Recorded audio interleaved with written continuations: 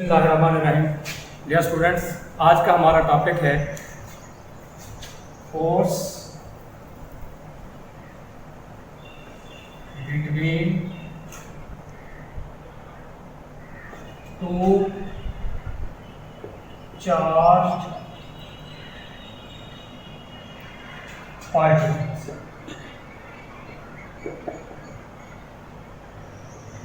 जैसा कि पिछले टॉपिक में हमने डिस्कस किया था कि चार्ज क्या होता है और एक चार्ज दूसरे चार्ज के ऊपर फोर्स कैसा लगाता है। तो लास्ट टाइम हमने डिस्कस किया था इलेक्ट्रिक फील्ड को। आज जो हमारा टॉपिक है उसमें हम डिस्कस करेंगे कि फील्ड फोर्स कैसा लगाती है, फील्ड फोर्स कैसा लगाती है। तो यहाँ पे एक स्टेटमेंट है जो कि चार्ल्स एग्वेस्टन कोलम और इसका जो कोलैबोरेटर था that was John Carl Friedrich Gauss. इन दोनों ने एक स्टेटमेंट दी। गास, जिसको हम गास से भी बोलते हैं, was the collaborator of Coulomb's. Coulomb के मुताबिक charges generates electric field. Charges generate electric field. Dear student, electric field को पैदा कौन करेगा, जनरेट कौन करेगा? That will be charge. इसका मतलब यह है कि फील्ड की प्रोडक्शन के लिए चार्ज का होना लाजिम है। फिर these electric fields exerts forces on other charges। इसका मतलब ये है कि जो फील्ड पैदा हुई वो अपनी मौजूदगी का पता दूसरे चार्जेस के ऊपर फोर्स लगा के देती है, दूसरे चार्जेस के ऊपर फोर्स लगा के देती है। तो फिर हम इस फोर्स के बारे में जरा डिस्कस करते हैं, जिसको सबसे पहले 1785 में चार्ल्स एग्वेस्टन कोलम ने डिस्कस किया। कोलम के मुताबिक, कोलम ने एक बड़ी अहम सी स्टेटमेंट दी। उसके मुताबिक हमारे पास ये है, the ability of an electric charge, the ability of an electric charge to attract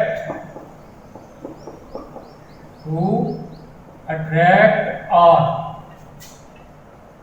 repel the other charge is a physical force, इसका मतलब है कि हमने जिस चीज को डिस्कस करना है that is a physical force. ये फिजिकल फोर्स क्या है? इस फिजिकल फोर्स के बारे में हमें सबसे पहले चार्ल्स एग्वेस्टन कोलम ने बताया। तो यहाँ पे ये बात क्लियर हो गई कि फोर्स दो चार्जेस के मामले, ये चार्जेस की नेचुरल एबिलिटी है कि एक चार्ज दूसरे चार्ज के ऊपर फोर्स लगाते हैं। तो हमारे पास नेचुरल जो फ्रेंच फिलासफर था, natural French philosopher and military engineer Charles Augustin Coulomb, उसने सबसे पहले हमें एक स्टेटमेंट दी कि चार्जेस एक दूसरे के ऊपर फोर्स कैसे एक्सर्ट करते हैं। तो उसके मुताबिक Charles Augustin Coulomb developed a method to measure the force of attraction and repulsion between two electrically charged spheres। इसका मतलब है कि हमारे पास दो इलेक्ट्रिकली चार्ज स्फीयर हों तो उनके दरमियान जो अट्रैक्शन और रिपल्शन की फोर्सेस होती हैं, जिसको हमने फिजिकल फोर्स का नाम दिया, उसके बारे में सबसे पहले जिसने डिमॉन्स्ट्रेट किया that was Augustin Coulomb. He also developed inverse Square law between the charges। तो कोलम के मुताबिक the force of attraction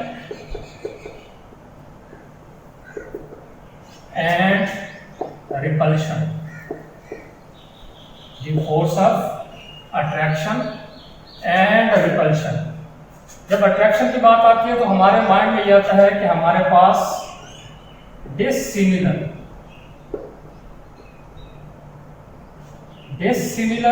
और रिपल्शन की बात आती है तो इट्स मीन सिमिलर। जब अट्रैक्शन की बात आती है तो इट्स मीन अनलाइक। जब रिपल्शन की बात आती है तो इट्स मीन लाइक। जब अट्रैक्शन की बात आती है तो it's mean we can say opposite nature of charges, और रिपल्शन की बात आती है तो हम कहते हैं कि हमारे पास like nature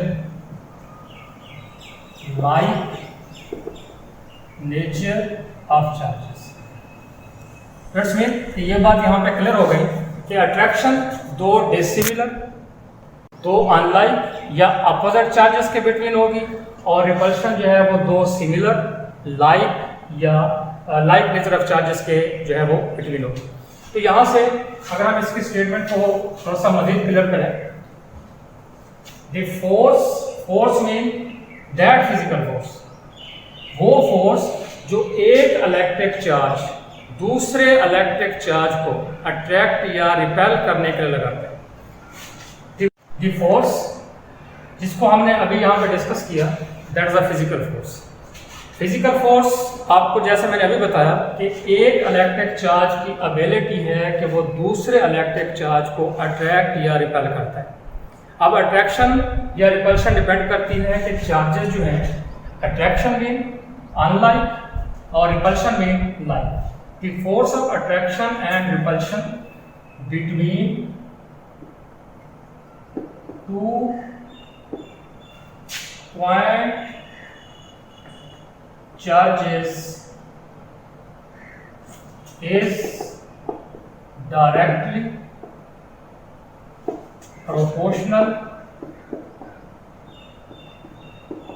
to the product of magnitude of the charges and inversely proportional to the square of distance between the charges। तो अगर हम इसको देखें तो इसका पहला हिस्सा हमें यह बताता है कि जो फोर्स है वो डायरेक्टली प्रोपोर्शनल किसके, दो चार्जेस की मैग्नीट्यूड के। इसका मतलब यह कि अगर एक चार्ज 1 कूलम का है और दूसरा चार्ज 2 कूलम का है, तो 2 कूलम वाले की मैग्नीट्यूड ज्यादा है, 1 कूलम वाले की मैग्नीट्यूड कम है। बिल्कुल ऐसे अगर एक जो है वो 2 कूलम का है और दूसरा जो है वो 3 कूलम का है, तो 3 वाले की जो मैग्नीट्यूड है वो ज्यादा है। तो हमने ये कहा कि अगर हमारे पास चार्जेस एक ही मैग्नीट्यूड के हो, यानी एक चार्ज जो है वो भी 1 कूलम का हो और दूसरा चार्ज जो है वो भी हमारे पास क्या हो, 1 कूलम का, यानी पहले के अंदर भी 6.25 क्रॉस 10⁻18 प्रोटॉन्स हो और दूसरे में भी 6.25 क्रॉस 10⁻18 प्रोटॉन हो, तो हम कहेंगे कि चार्जेस की जो मैग्नीट्यूड है वो क्या है, बराबर। अब हम यहाँ पे डिस्कस करते हैं a little bit explanation। Suppose we have two small charged bodies। Suppose we have two small charged bodies which are mounted so that they are free to move। They are free to move if these charges are unlike। These charges are unlike, they will always attract each other। अगर ये charges मुख्तलिफ nature के हों, यानी एक के ऊपर plus charge हो और दूसरे के ऊपर माइनस चार्ज हो, तो ये हमेशा एक दूसरे को क्या करेंगे, अट्रैक्ट करेंगे लाइक दिस। सपोज कर लें कि एक चार्ज हमारे पास है दैट इज Q1, दूसरा चार्ज है दैट इज Q2। हमने अभी सपोज किया कि if we have two light weight charge bodies which are mounted so that they are free to move, अगर ये फ्री टू मूव है और हम ये देखते हैं कि ऊपर क्या लिखा हुआ है दैट इज ऑन लाइन, इसका मतलब यह है कि दोनों चार्जेस अपोजिट हैं। अगर ये दोनों अपोजिट हैं तो ये दोनों एक दूसरे की तरफ अट्रैक्ट करेंगे। इसका मतलब यह है कि ये चार्ज Q1 अट्रैक्ट करेगा किसको, Q2 को, और Q2 अट्रैक्ट करेगा किसको, Q1 को। सो वी कैन से कि Q1 पॉजिटिव हो सकता है, Q2 नेगेटिव हो सकता है, और अगर Q2 पॉजिटिव है तो इट्स मीन Q1 क्या होगा, नेगेटिव। यहाँ से ये बात क्लियर हो गई कि unlike charges always attract. Similarly like charges, अगर दो चार्ज एक ही नोयत के हों, उनके ऊपर चार्ज जो है वो एक ही नोयत का हो, यानी दोनों हमारे पास पॉजिटिव वाले हों या दोनों नेगेटिव वाले हों, तो फिर हम क्या कहते हैं कि अगर हमारे पास ये Q1 चार्ज है, ये Q2 चार्ज है, ये फ्री हैं, अब ये एक दूसरे की तरफ अट्रैक्ट या रिपेल हो सकते हैं। ये तो अभी हमने ऊपर लिखा ना कि that is these are like charges. अगर हमें पता ना हो कि लाइक हैं या नहीं है, हम इनको फ्री करेंगे, फिर देखेंगे कि इनके दरमियान अट्रैक्शन होती है या रिपल्शन होती है। तो अगर ये चार्जेस पहले ऐसे पड़े, इनके दरमियान फासला ये हो, दैट इज आर। जब हम इन्हें फ्री करते हैं तो फिर ये चार्जेस एक दूसरे से ज़्यादा फासले पे डिस्प्लेस हो जाते हैं, that is Q1, that is Q2। इसका मतलब ये हुआ कि Q1 को किसने रिपेल किया, Q2 ने, और Q2 को किसने रिपेल किया, Q1। इट्स मीन कि एक फोर्स इधर की तरफ है, एक फोर्स इधर की तरफ है। ये हमारे पास कौन सी फोर्स हो गई, रिपल्सिव फोर्स। तो स्टेटमेंट के मुताबिक अट्रैक्शन तब होगी जब चार्जेस अनलाइक होंगे, डिसिमिलर होंगे, और रिपल्शन तब होगी जब चार्जेस लाइक होंगे यानी सिमिलर चार्जेस। क्लियर?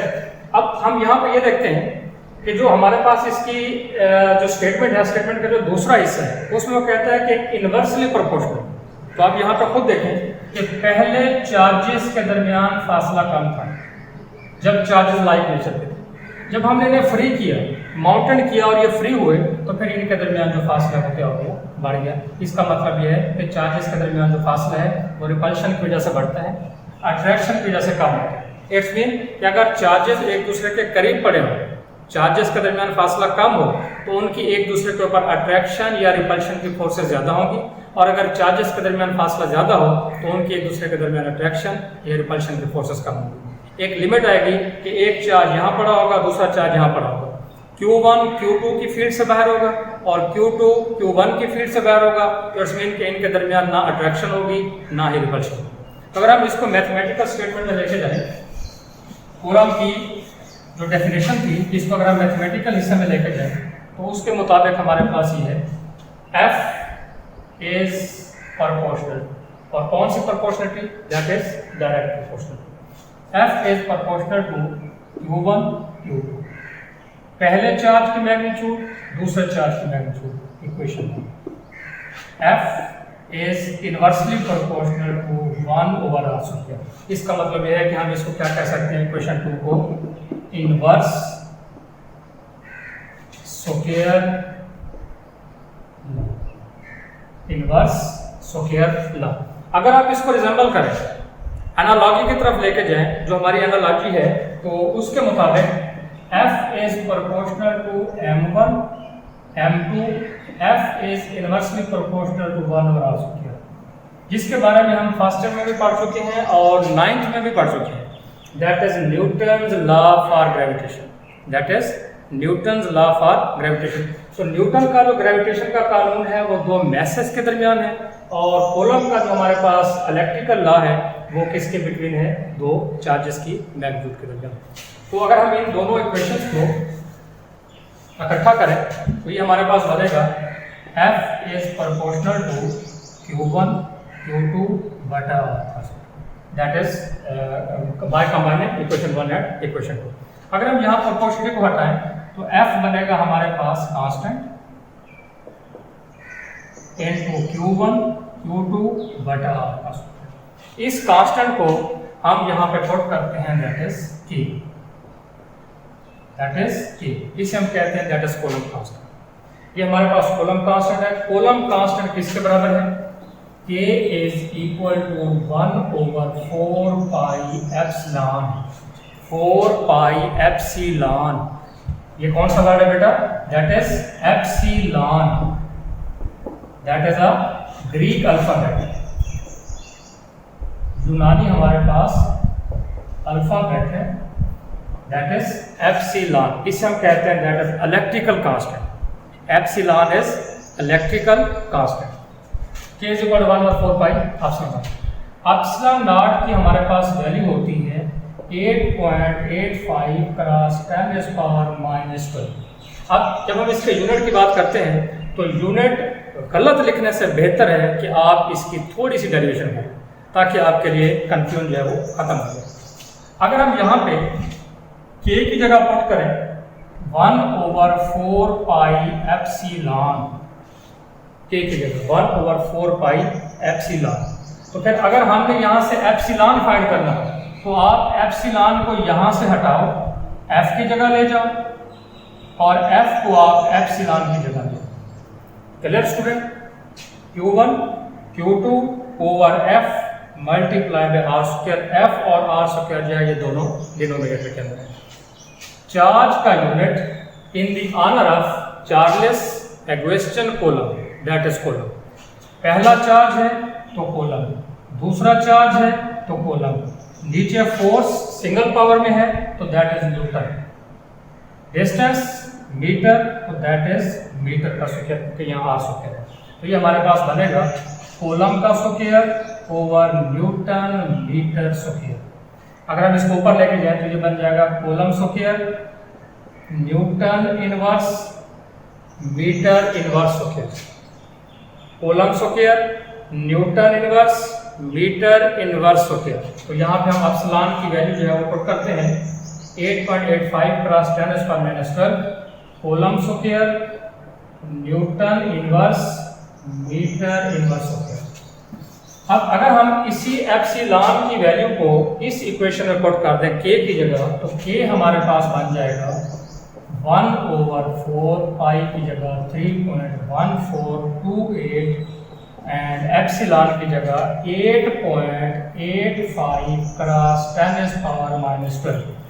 यूनिट देखेंगे इसका, coulomb square newton inverse and metre inverse square. जब हम इस सारे को सॉल्व करते हैं, सॉल्व करने के बाद हमारे पास इसका आंसर आता है K is equal to 9 cross 10⁻+9। जब यूनिट ऊपर जाएगा तो ये बन जाएगा, जो प्लस में है वो माइनस में बन जाएगा और जो माइनस में है वो प्लस में। इसका मतलब ये है कि newton metre square coulomb inverse square, that is the value of K, जिसे हम कहते हैं दैट इज कॉलम कांस्टेंट। और एप्सिलॉन को हम कहते हैं दैट इज इलेक्ट्रिकल कांस्टेंट। अब हम यहाँ पे ये देखेंगे कि जो K है ये डिपेंड करता है कि जो हमारे पास चार्जेस हैं, Q1 Q2 और जो डिस्टेंस है दैट इज R स्क्वायर और जो फोर्स है दैट इज F, ये किन यूनिट्स पर मुश्तमिल है, कि ये सिस्टम इंटरनेशनल में है या किसी और सिस्टम के ऊपर जो है वो इनको अडॉप्ट किया गया। और दूसरा मीडियम, कि दो चार्जेस के बिटवीन जो है वो मीडियम के है। तो अभी तक हम जो डिस्कशन कर रहे हैं एप्सिलॉन, इसे हम कहते हैं दैट इज कांस्टेंट और ये इलेक्ट्रिकल कांस्टेंट, और इसे कहते हैं परमिटिविटी फॉर फ्री स्पेस। इसका मतलब ये है कि ये तब तक के लिए वैलिड है जब तक दो चार्जेस के दरमियान मीडियम जो है वो क्या हो, फ्री स्पेस हो। जब हम मीडियम को चेंज करेंगे तो फिर हम क्या करेंगे, देखेंगे कि मीडियम का इस फोर्स के ऊपर असर जो है वो कैसे